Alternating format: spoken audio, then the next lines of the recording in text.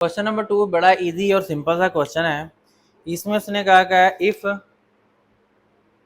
A n is equal to 2n-5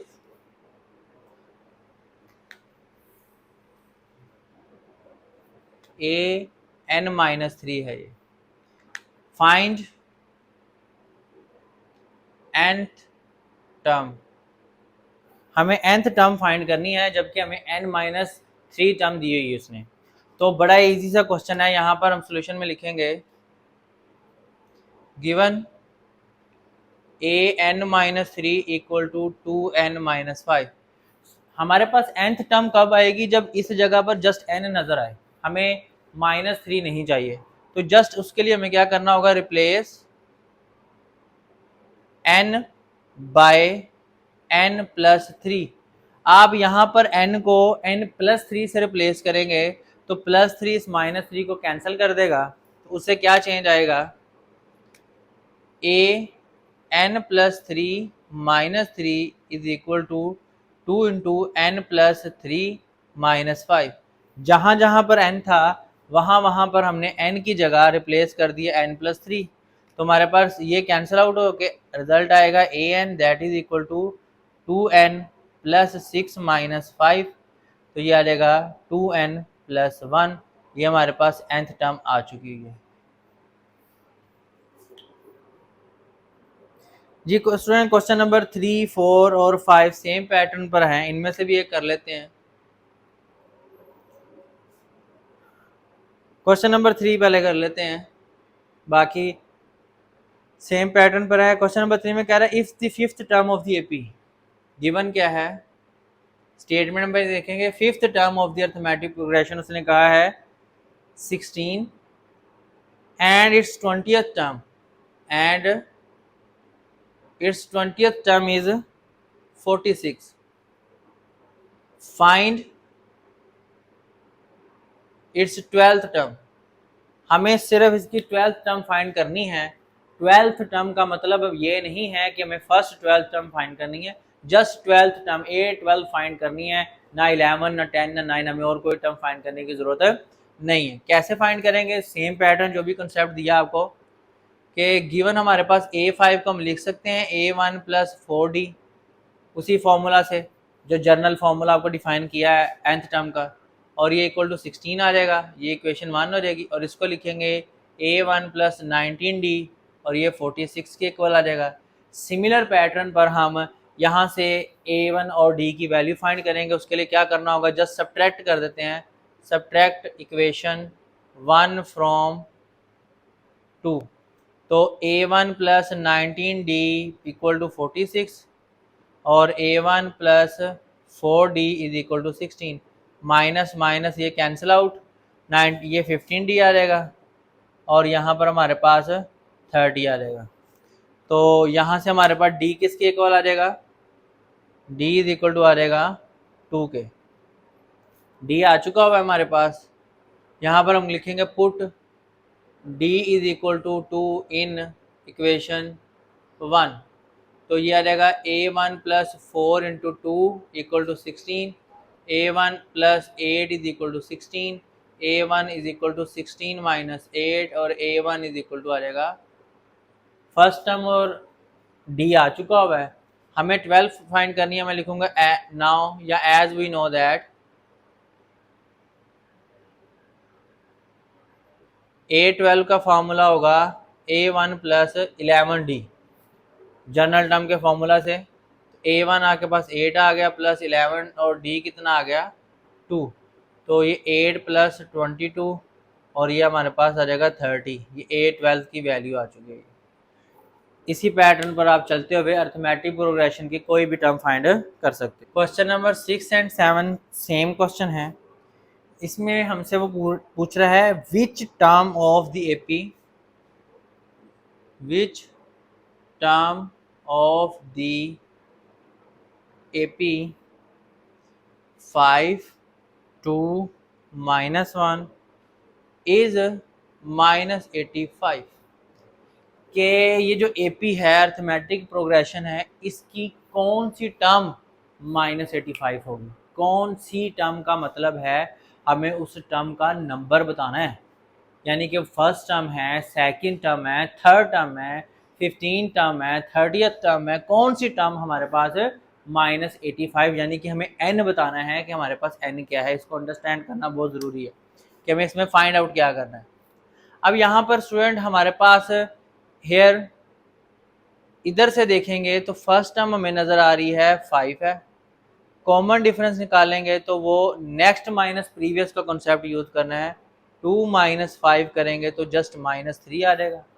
हमें ये नहीं पता कि कौन सी टर्म है, जिस चीज़ का नहीं पता उसको हम कंसीडर कर लेते हैं इट्स nth टर्म -85। तो हमें इस टारगेट क्या है, फाइंड क्या करना है, n। हमें यहाँ पर n फाइंड करना है।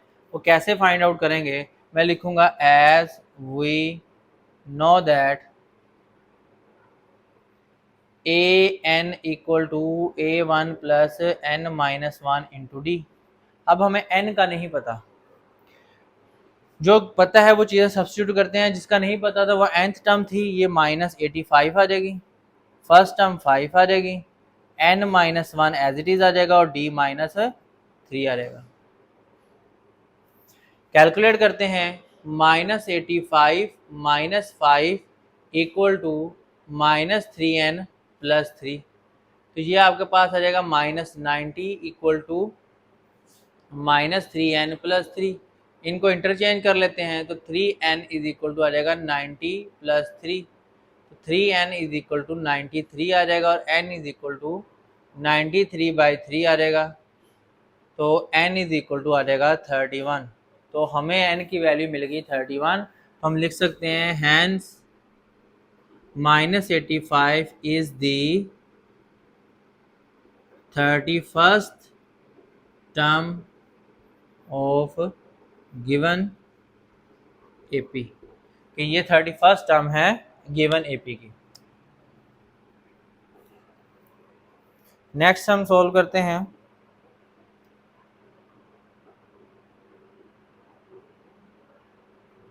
Question number 10।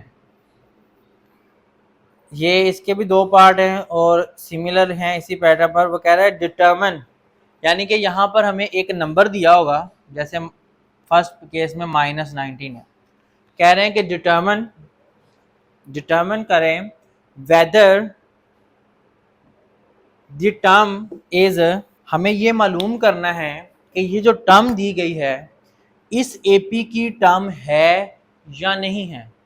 हमें मालूम करना है कि अब ये भी नहीं फाइंड करना कि n कैसे है, जस्ट इसमें सिंपल n का कॉन्सेप्ट नहीं है। हमें इसको कंप्लीट अंडरस्टैंड करने की ज़रूरत है कि हमें क्या फाइंड आउट करना है। हमें यह मालूम करना है कि ये इसकी टर्म है कि नहीं है। उस केस के लिए भी हमें n ही फाइंड करना होगा, और n हमें कैसे बताएगा ये इसकी टर्म है या नहीं है, वो इसके सोल्यूशन में आपको समझाता हूँ। मैंने लिखा सोल्यूशन में, गिवन हमारे पास a1 हमारे पास यहाँ पर 17 है, कॉमन डिफरेंस ले लेते हैं 13 - 17 दैट इज इक्वल टू -4, और हमें nth टर्म -19 ले लेंगे। हमें नहीं पता कि इसकी है कि नहीं, हम लेट कर लेते हैं nth टर्म और इसको लेट कर लेते हैं और n हम फाइंड करते हैं। As we know that an is equal to a1 plus n-1 into D, -19 is equal to a1 आ गया 17 प्लस n-1 इंटू डी कितना आया -4। तो यहाँ पर अगर आप देखें तो ये आ जाएगा -19 इज इक्वल टू 17 बल्कि इधर ले आए -17 हो जाएगा, ये आ जाएगा -4n + 4। ठीक है, ये आपके पास आ जाएगा -36 इक्वल टू -4n + 4। अल्टरनेट करते हैं, 4n इज इक्वल टू 36 + 4। तो यहाँ से 4n किसके इक्वल आ गया, 40 के, और n इज इक्वल टू क्या आ गया, 40/4, n इज इक्वल टू आ गया 10। अच्छा स्टूडेंट, सेकंड पार्ट भी सेम इसी तरह सोल्व कर लेना है। अब हमें पता कैसे चलेगा कि ये जो -19 थी इस सीक्वेंस की टर्म है या नहीं। अगर हमारे पास ये n बिलोंग कर गया नेचुरल नंबर में से, तो हम कह सकते हैं कि hence -19 is the 10th term of given AP. लेकिन अगर हमारे पास यहाँ पर n नेचुरल नंबर में से ना आया, यानी कि फ्रैक्शनल में आ गया, अंडर रूट में आ, किसी भी केस में आ गया, पॉइंट में आया, यानी कि नेचुरल नंबर ना हुआ, तो फिर हम बोलेंगे कि this given number is not the number of the term of the given AP. क्योंकि एपी की टर्म होने के लिए इस टर्म का जो नंबर आना चाहिए वो कोई ना कोई एक नेचुरल नंबर होना चाहिए। The most important question discuss करते हैं। Question number 11, if L, M and N are the pth,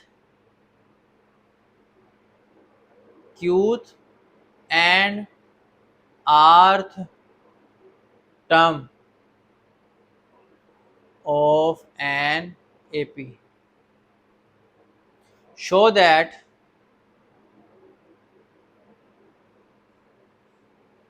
इसके भी दो पार्ट हैं, बिल्कुल सेम है, हम एक कर लेते हैं।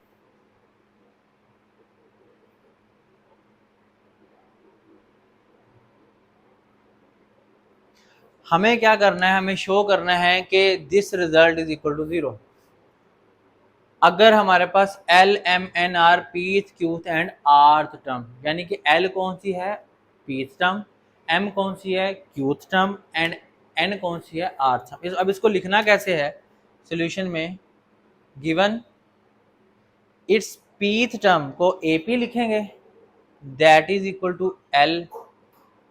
इसकी क्यूथ टर्म को हम AQ लिखेंगे, that is equal to M। और इट्स आर्थ टर्म को AR लिखेंगे, that is equal to N। हमें ये अंडरस्टैंड करना जरूरी है कि स्टेटमेंट ने हमें क्या बताया कि L है पीथ टर्म को AP की फॉर्म में लिखेंगे, क्यूथ टर्म को AQ लिखेंगे और आर्थ टर्म को AR लिखेंगे। लेकिन हमें पता है कि जो AP है उसको हम ऐसे लिख सकते हैं A1 plus P-1 into D, that is equal to L। और A1 is plus Q-1 into D, that is equal to M। और A1 plus R-1 into D, that is equal to N। अब ये कैसे बना, हमारे पास general formula जो nth term का है वो क्या होता है, अगर इधर n है तो वो A1 plus N-1 into D होगा। तो अगर यहाँ पर P है तो ये P-1 इंटू डी होगा, ये Q है तो Q-1 इंटू डी होगा, और R है तो R-1 इंटू डी होगा। ये तीन स्ट्रक्चर्स हमारे पास आ गए हैं। अब इन्हीं का हम यूज़ करेंगे इसमें को सॉल्व करने के लिए, लेकिन उससे पहले ज़रा इसको अरेंज कर लेते हैं कि ये क्या बन जाएंगे। इसको हम लिख सकते हैं A1 plus PD minus D equal to L। दूसरे को लिख सकते हैं A1 plus QD minus D equal to M। और तीसरे को लिख सकते हैं A1 plus RD minus D equal to N। अब हम इनको लिखेंगे, पुट करेंगे लेफ्ट हैंड साइड में। लेफ्ट हैंड साइड हमारे पास है ये L into Q minus R, M into R minus P और N into P minus Q, ये हमारे पास स्ट्रक्चर है। अब L, M, N की वैल्यू ये दी हुई है, इसमें पुट करते हैं। L हमारे पास क्या है, A1 plus P D minus d और साथ में ये Q माइनस आर ऐसे ही आ गया। प्लस के बाद M की वैल्यू दी हुई है A1 plus Q D minus d और साथ में R माइनस पी आ गया। और इसी तरह N की वैल्यू दी हुई है A1 plus r d minus d और साथ में P minus q as it is आ गया। अब हमें जस्ट ब्रैकेट्स को ओपन करना है। फर्स्ट टर्म को लेंगे सबसे मल्टीप्लाई, फिर इसके सेकंड को, फिर थर्ड को। तो पहला आ जाएगा A1Q माइनस A1R, फिर आ जाएगा सेकंड पर PQD माइनस PRD। थर्ड की बारी आ जाएगी माइनस QD प्लस RD। ठीक है, नेक्स्ट मूव करते हैं, A1R माइनस A1P, उसके बाद आ जाएगा प्लस QRD माइनस PQD, और फिर आ जाएगा माइनस RD और प्लस PD। ठीक है, अब थर्ड पोर्शन की बारी है, वो हम कैसे करेंगे, plus A1P minus A1Q plus PRD minus QRD, और फिर आ जाएगा माइनस PD प्लस QD। ये सारी प्रोडक्ट हम ले चुके हुए हैं। अब अगर आपकी ये प्रोडक्ट सही है तो आप आंखें बंद करके भी इसको काट सकते हैं, अदरवाइज आप चेकआउट कर लें।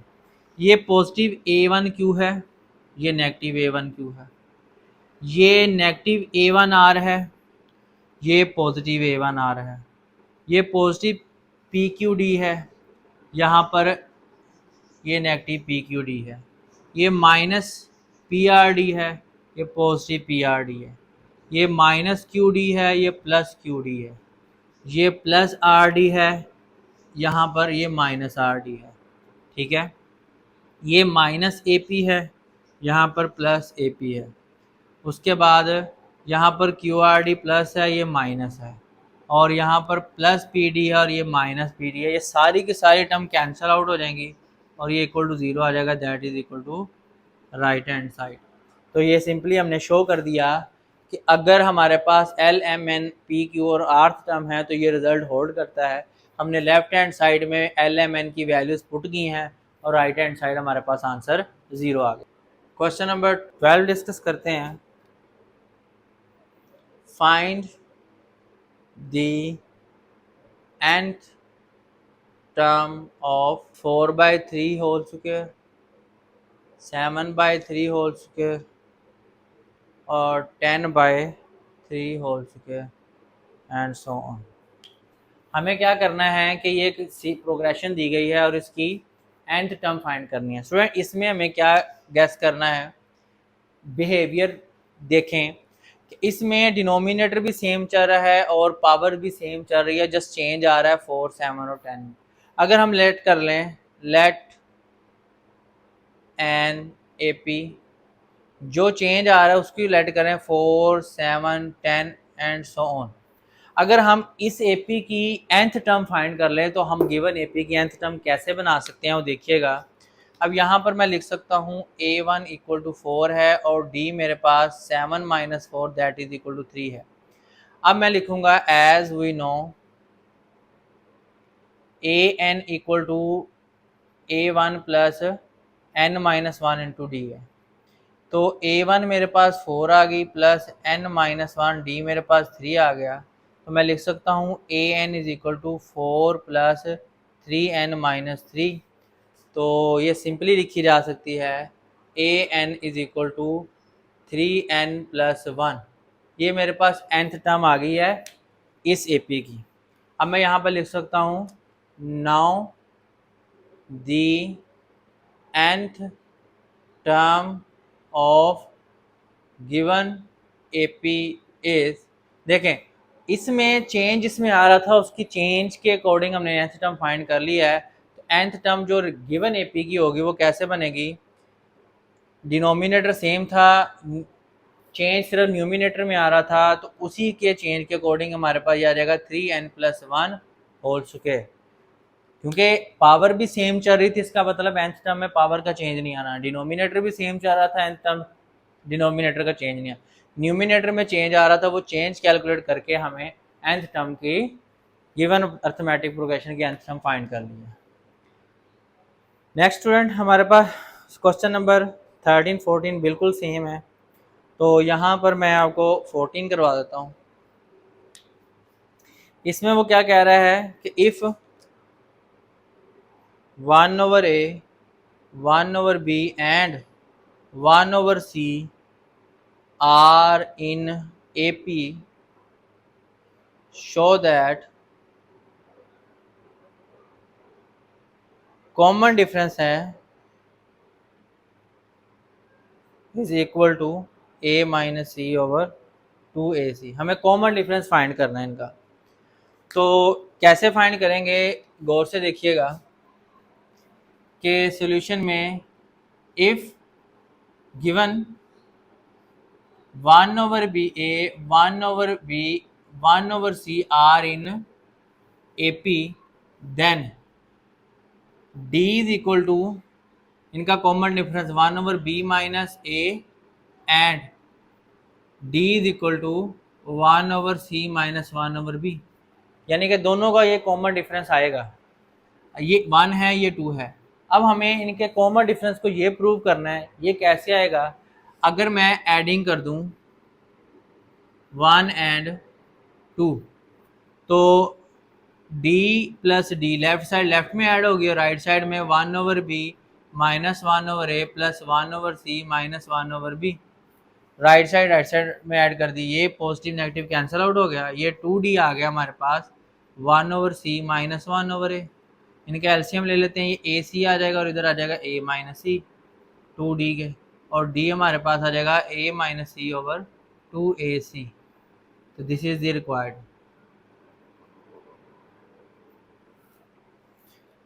तो ये स्टूडेंट हमने एक्सरसाइज 6.2 में अर्थमेटिक प्रोग्रेशन से रिलेटेड तमाम कॉन्सेप्ट डिस्कस कर लिए हैं और तमाम पॉसिबल सिचुएशंस को भी। अब हम अर्थमेटिक प्रोग्रेशंस के नेक्स्ट केस में चलेंगे, जिसमें हम इनकी मीन्स फाइंड करना सीखेंगे कि हमें अर्थमेटिक प्रोग्रेशन में जो नंबर ऑफ टर्म्स दी की जाती हैं इनकी मीन्स कैसे निकालते हैं, और उसके लिए हमें एक्सरसाइज 6.3 सॉल्व करेंगे। वो मिलेंगे, उसके लिए हमें नेक्स्ट वीडियो का वेट करना होगा। तब तक के लिए अल्लाह हाफिज़।